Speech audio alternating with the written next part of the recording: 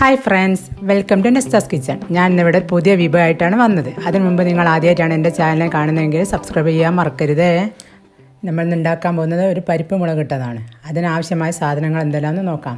അതിന് ഞാൻ എടുത്തിട്ടുള്ളത് ഒരു 100 ഗ്രാം പരിപ്പ്, ഒരു തക്കാളി, ഒരു പകുതി സവാള, 3 പച്ചമുളക്, ഒരു ചെറിയ കഷ്ണം ഇഞ്ചി, 5-6 അല്ലി വെളുത്തുള്ളി. ഇത്രയും സാധനങ്ങൾ. പിന്നെ മുളക് പൊടി, മഞ്ഞൾപ്പൊടി, കടുക്, വെളിച്ചെണ്ണ, ഉപ്പ്, 2 തണ്ട് കറിവേപ്പില. ഇനി നമുക്കിത് എങ്ങനെ ഉണ്ടാക്കാൻ നോക്കാം. അതിനുവേണ്ടി കുക്കറിലേക്ക് പരിപ്പ് കഴുകിയിടുക. ഇതിലേക്ക് ചെറുതായിരിഞ്ഞ തക്കാളി, സവാള, പച്ചമുളക്, വെളുത്തുള്ളി 4 അല്ലി ഇടുക. ബാക്കി അവിടെ മാറ്റി വെക്കണം. നമുക്ക് വറവിലേക്ക് ആവശ്യമായതാണ്.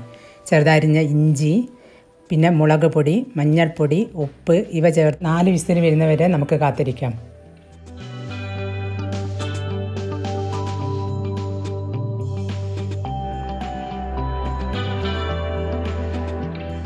വെന്ത് വന്നിട്ടുണ്ട്. ഇനി നമുക്ക് ഒരു പാൻ അടുപ്പത്ത് വെച്ച് വെളിച്ചെണ്ണ ഒഴിച്ച് ചൂടാക്കിയെടുക്കാം.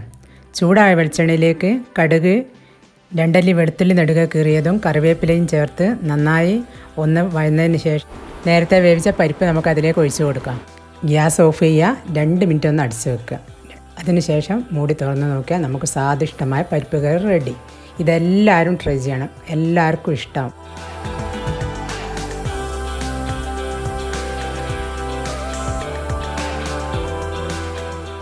ഈ കറി ചോറിൻ്റെയും ചപ്പാത്തിൻ്റെയും കൂടെയൊക്കെ കഴിക്കാൻ പറ്റിയ നല്ലൊരു കറിയാണ്. എല്ലാവരും ട്രൈ ചെയ്യുക.